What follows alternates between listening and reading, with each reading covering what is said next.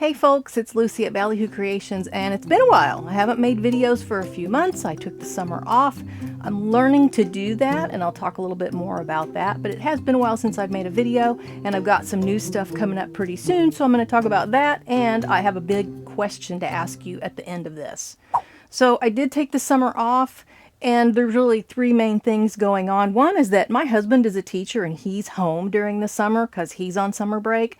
And it's really hard to work when your whole daily routine is messed up. If you have kids or a spouse or just, if people in the house are different, it's harder to work. It kind of throws you off your game. So I'm learning to take the summer off when he's off. And also, it's been so hot. Oh my gosh, it's been so hot this summer. And in my studio, I have large windows. This is actually a smaller one. This is a double window, and there's a triple window, and then there's another one. It's so hot, and I've been trying to get people to replace my windows all summer with not very much luck. Not only are they expensive, but some people won't even do it in an old house. It's crazy. So yeah, it's been too hot to work in here. I can't even turn on the fan because that messes up the video audio quality. So, anyway, yeah, it's been really hot.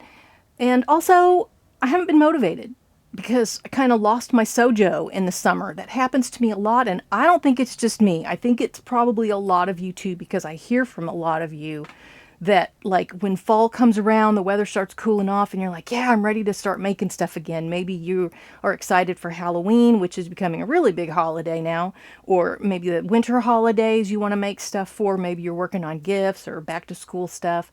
But in the summer, I think a lot of us are like, ugh, I just don't want to do it. And so I have learned over the past few years to just kind of step back and give myself time off to avoid the burnout. I take a break. I take a vacation. So some of you ask me, hey, are you okay? What's going on? Where have you been? And yeah, I'm fine. I just take the summer off now. It's something that I've learned to do. But summer's over.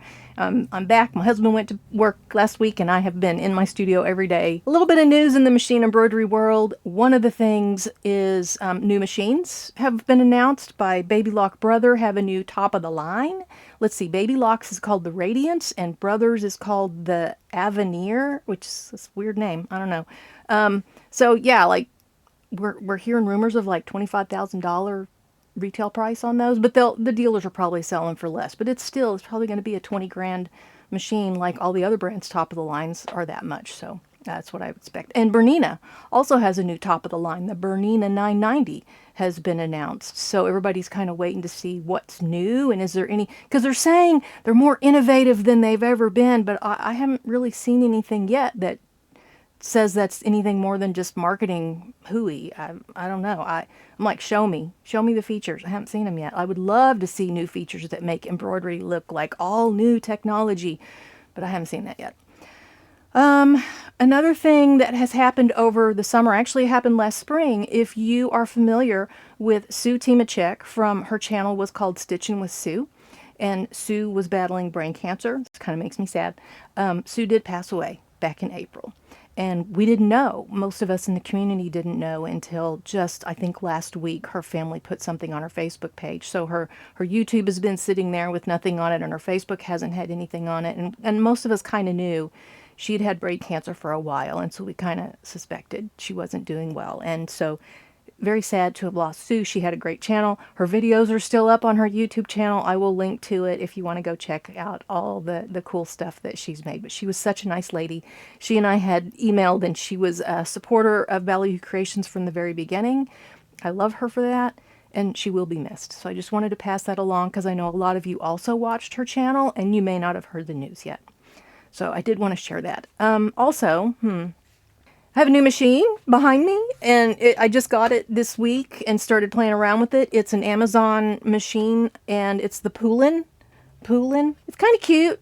I'm still figuring out what to do with it, and I'll have a review for that. I've got an unboxing video I'll probably release, but they asked me if I would make some videos if they sent me a machine. I'm like, sure, that sounds like fun. And so far, it's got some neat features. For under $1,000, it's got some pretty good features. So stay tuned for those videos if you're curious about what this machine is and what it can do.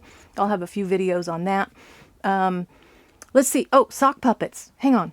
I have a new Skillshare class about sock puppets. This is not necessarily machine embroidery, although I am working on some designs where you can use your embroidery machine to make a sock puppet. And sock puppets are super easy because it's a sock and some other materials, a lot of things that you already have around your house. So we're going to play around with sock puppets. I might do something on this channel if I get some embroidery machine stuff out there, like these arms I did on the embroidery machine, because I don't like stitching little tiny hands and little pieces, and so the embroidery machine does that wonderfully, and I'll play around with that too. So just wanted to share that if you're into puppets, or even if you're not and you want to play around with them, sock puppets are a great place to start, and they can look amazing.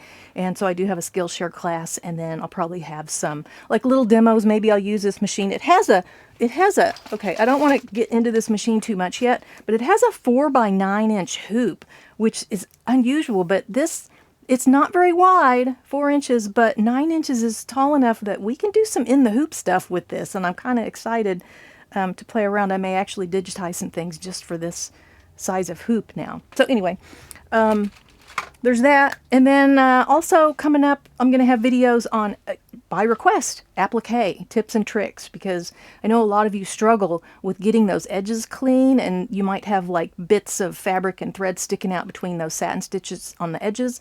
And there are definitely, I have some tips on how to make that look cleaner. So in the next few weeks, I'll put out a video on applique.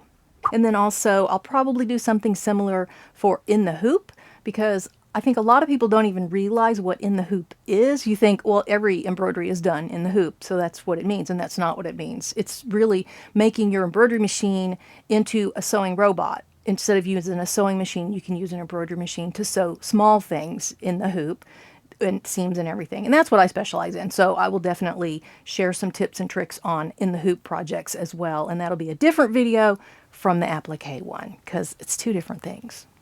Oh, and I almost forgot, Designs in Machine Embroidery, Dime, Designs in Machine Embroidery. They're going to send me some stuff, so I'll be making probably some videos with their stuff too, because they have really high quality stuff, and I'm looking forward to see what they send, so that'll be fun. That's all I really have. I just wanted to come back and say, hey, I'm still here, I'm still making videos, I took a vacation, vacation's over, back to work. So I think the next video you'll see is I'll be unboxing this poolin. I already did it. I already recorded it because you could see it's out of the box. So, and then, you know, stay tuned for lots more stuff coming up. And as I said before, I have a big question or big ask of you at the end of this video, which is now.